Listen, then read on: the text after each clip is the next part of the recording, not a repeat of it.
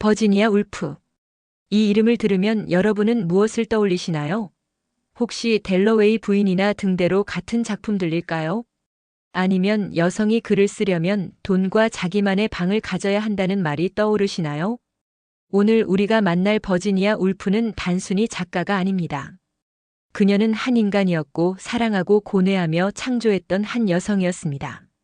그녀의 삶은 천재성과 광기, 사랑과 절망, 혁신과 전통 사이에서 끊임없이 흔들리며 펼쳐진 드라마였습니다. 버지니아 울프는 20세기 문학의 혁신가이자 복잡하고 고뇌하는 삶을 살았던 인물입니다. 소설 델러웨이 부인과 등대로를 통해 의식의 흐름 기법을 완성하며 문학사를 바꾼 그녀의 삶은 천재성과 광기, 사랑과 절망, 혁신과 전통 사이를 오가는 드라마였습니다. 1882년 영국 런던에서 태어난 아델라인 버지니아 스티븐은 저명한 문학 비평가인 아버지 레슬리 스티븐과 지성적이며 진보적인 어머니 줄리아 스티븐 사이에서 성장했습니다. 문학과 철학이 넘실대는 가정 환경은 그녀의 문학적 재능을 키웠지만 불행의 그림자도 드리워져 있었습니다. 1895년 13세의 어머니를 여인 버지니아는 첫 번째 정신적 붕괴를 경험했고 이는 평생 그녀를 괴롭힐 정신질환의 시작이었습니다. 설상가상으로 그녀는 이복 오빠로부터 성적 학대를 당하는 등 어두운 시기를 보냈습니다. 1904년 아버지마저 세상을 떠나자 버지니아는 형제들과 함께 런던의 블룸스베리로 이사하며 새로운 삶을 시작했습니다. 블룸스베리로 이사한 버지니아의 집은 곧 블룸스베리 그룹의 본거지가 되었습니다. 케임브리지 대학 출신의 지식인과 예술가들이 모인 이들은 당시 보수적인 빅토리아 시대의 관습을 거부하고 새로운 예술과 철학을 추구했습니다. 이 모임에서 버지니아는 작가 리튼 스트레이치, 미술가인 언니 바네사 벨 그리고 후에 남편이 될 레오나드 울프 등과 교류하며 자신의 문학적 정체성을 형성해 나갔습니다. 특히 1910년과 1912년에 열린 포스트 인상파 전시회를 통해 새로운 예술 형식의 중요성을 깨달았습니다. 문학 평론가로서 활동을 시작한 그녀는 소설이 인간 의식의 복잡성을 탐구해야 한다고 주장하며 기존의 틀을 깨는 혁신적인 시각을 보여주었습니다. 1912년 그녀는 레오나드 울프와 결혼하며 버지니아 울프가 되었습니다.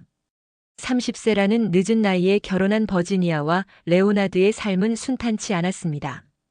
버지니아는 어린 시절의 트라우마로 육체적 친밀감에 어려움을 겪었지만 레오나드는 그녀의 불안정한 정신 건강을 이해하고 전적으로 지지해 주었습니다.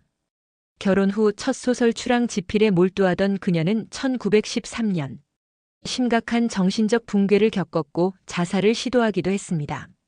레오나드의 헌신적인 간호와 치료 끝에 버지니아는 회복했고 1915년 드디어 출항을 출간했습니다. 이 작품은 섬세한 심리 묘사로 호평을 받았지만 버지니아는 더 혁신적인 소설을 쓰고자 했습니다. 같은 해 부부는 런던 근교의 리치먼드로 이사했고 이곳에서 훗날 문학사에 큰 영향을 끼칠 호가스 출판사를 설립하게 됩니다. 1917년 버지니아와 레오나드는 호가스 하우스 지하실에 작은 인쇄기를 들여놓고 호가스 출판사를 시작했습니다. 이 작은 출판사는 모더니즘 문학의 요람이 되었습니다. 1919년 단편집 케우의 정원을 통해 의식의 흐름 기법의 초기 형태를 선보였고 1922년에는 T. 엘리엇의 황무지를 출간하며 문학계에 큰 파장을 일으켰습니다. 같은 해 발표한 소설 제이콥의 방은 전통적인 서사 구조를 해체하고 인물의 내면 의식에 집중한 혁신적인 작품으로 평가받았죠. 이 작품은 1차 세계대전으로 희생된 젊은이들에 대한 애도이기도 했습니다. 이 시기를 거치며 버지니아는 자신만의 문학적 언어를 완성해 나갔고 마침내 1925년 그녀의 대표작 델러웨이 부인을 발표하며 명성의 절정에 올랐습니다. 델러웨이 부인은 1923년 6월에 하루 동안 런던에서 벌어지는 상류사회 귀부인 클래리사 델러웨이의 이야기를 다룹니다. 소설은 그녀가 파티를 준비하며 겪는 내면의 의식 흐름과 전쟁의 트라우마에 시달리는 셉티머스 워런 스미스라는 젊은 남성의 의식 흐름을 교차시켜 보여줍니다. 버지니아는 이 작품을 통해 인간 의식의 복잡성, 시간의 주관성, 그리고 전쟁이 개인에게 미치는 영향을 깊이 있게 탐구했습니다. 이 소설은 출간 즉시 비평가들의 극찬을 받으며 모더니즘 문학의 걸작으로 자리매김했습니다. 버지니아는 이 시기 영국 문학계의 중심 인물로 우뚝 섰습니다. 이어진 1927년에는 어린 시절의 경험을 바탕으로 한 개인적 고백록인 등대로를 발표하며 또 한 번의 걸작을 탄생시켰습니다. 등대로는 버지니아의 어머니와 아버지를 모델로 한 램지 부인과 램지 씨 가족의 이야기입니다. 어린 시절 코널의 세인트 아이브스에서 보낸 여름의 기억을 되살려낸 이 소설은 가족의 일상과 상실, 기억의 작용을 시적인 언어로 그려냈습니다. 특히 3부 구성인 이 작품은 10년간의 시간 흐름을 압축적으로 보여주는 실험적인 형식을 취했습니다. 이 작품을 완성한 후 버지니아는 어머니의 유령이 드디어 사라졌다고 일기에 적을 만큼 이 소설은 그녀에게 어머니의 죽음이라는 트라우마를 극복하는 중요한 과정이었습니다. 1928년에는 연인이었던 비타 세크빌 마이너스 웨스트에게 헌정하는 환상소설 올랜도를 발표했습니다. 1922년 버지니아는 귀족 출신의 작가 비타 세크빌 마이너스 웨스트를 만났고 그녀의 자유분방한 매력에 매료되었습니다. 두 사람은 열정적인 편지를 주고받으며 깊은 관계를 맺었으며 레오나드는 아내의 이 관계를 묵인했습니다. 1928년 출간된 올랜도는 비타에게 바치는 사랑의 선물로 16세기부터 20세기까지 400년을 살며 남성에서 여성으로 성별이 바뀌는 주인공의 이야기를 통해 성별의 유동성과 정체성의 복잡성을 탐구했습니다. 이는 당대로서는 매우 파격적인 작품이었고 비타는 이 소설을 가장 긴 사랑 편지라 불렀습니다. 두 사람의 관계는 1930년대 초반부터 서서히 식었지만 버지니아의 삶과 문학에 깊은 영향을 남겼습니다. 1929년 버지니아는 페미니즘 문학의 고전이 된 에세이 자기만의 방을 출간했습니다. 이 작품에서 그녀는 여성 작가가 되기 위한 조건으로 연간 500파운드의 수입과 자기만의 방이라는 경제적 독립과 사적 공간의 중요성을 역설했습니다. 또한 남성성과 여성성이 조화롭게 결합된 양성적 정신의 중요성을 강조하며 성별의 고정관념을 뛰어넘는 진보적인 사고를 보여주었습니다. 1930년대 유럽의 파시즘의 그림자가 드리우자 버지니아는 3기 1938을 통해 전쟁이 남성 중심 사회의 권력 욕구에서 비롯된다고 주장하며 평화주의적 관점을 펼쳤습니다.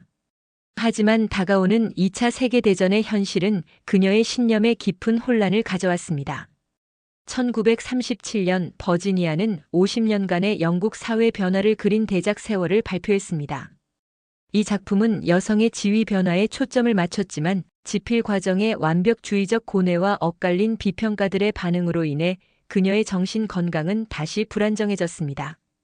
1939년 2차 세계대전이 발발하고 런던이 폭격을 받으면서 그녀의 정신적 스트레스는 극에 달했습니다. 1941년 초 마지막 소설이 될 막간의 집필을 마쳤을 무렵 버지니아는 다시 환청과 우울증 증세를 보이기 시작했습니다. 남편 레오나드는 아내의 상태를 예의주시하며 최선을 다했지만 다가올 비극을 막을 수는 없었습니다. 1941년 3월 28일 버지니아는 남편 레오나드와 언니 바네사에게 마지막 편지를 썼습니다. 레오나드에게 보낸 편지에는 나는 다시 그 무서운 일이 일어나고 있다고 확신합니다. 내가 미쳐가고 있다는 것을. 나는 더 이상 당신에게 이런 끔찍한 일을 겪게 할 수 없습니다라는 절망과 사랑이 뒤섞인 문장들이 담겨 있었습니다. 편지를 쓴 후 그녀는 외투 주머니에 돌을 채워넣고 집 근처의 오우스 강으로 걸어 들어갔습니다. 버지니아의 시신은 3주 후에 발견되었고 그녀의 죽음은 전 세계에 보도되었습니다. 20세기의 가장 중요한 작가 중 한 명의 죽음이었기 때문이죠. 많은 신문들이 그녀를 천재적인 소설가이자 페미니즘의 선구자로 추도했습니다. 레오나드는 아내의 죽음 후에도 30년을 더 살았습니다. 그는 버지니아의 유고작들을 정리하고 그녀의 전집을 출간하는 일에 헌신했죠. 또한 정치적 활동을 계속하며 사회주의 운동에 참여했습니다. 1950년대와 60년대를 거치며 버지니아 울프는 재발견되기 시작했습니다.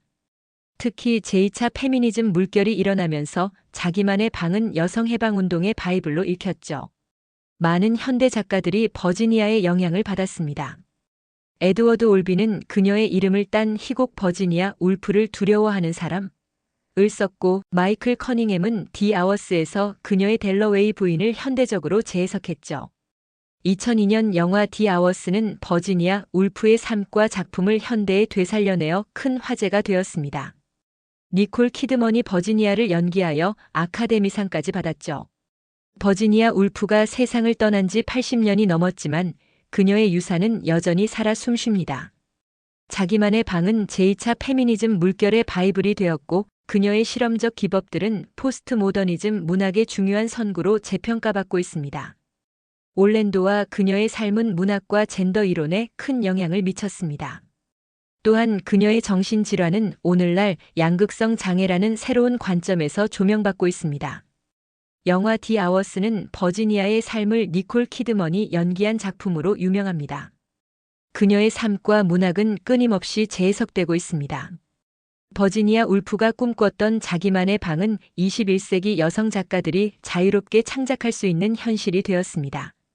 그녀는 문학사에 영원한 기록을 남긴 위대한 작가이자 여성의 권리를 옹호한 선구자이며 인간 정신의 복잡성을 탐구한 혁신가로 영원히 기억될 것입니다. 버지니아 울프가 세상을 떠난 지 80년이 넘었지만 그녀의 영향력은 여전히 살아있습니다. 오우스 강은 여전히 조용히 흐르고 있고, 그 강변에는 그녀를 기리는 기념비가 세워져 있죠. 언젠가는 여성도 과거의 남성이 쓴 것과 같은 시를 쓸 것이다. 왜냐하면 위대한 시인이 양성적이기 때문이다. 버지니아 울프의 예언은 현실이 되었습니다. 오늘날 전 세계의 여성들이 자유롭게 창작하고 자신만의 목소리를 찾아가고 있습니다. 버지니아 울프를 기억해 주세요. 그리고 여러분도 자신만의 방에서 자신만의 목소리로 세상의 아름다운 이야기를 들려주시기 바랍니다.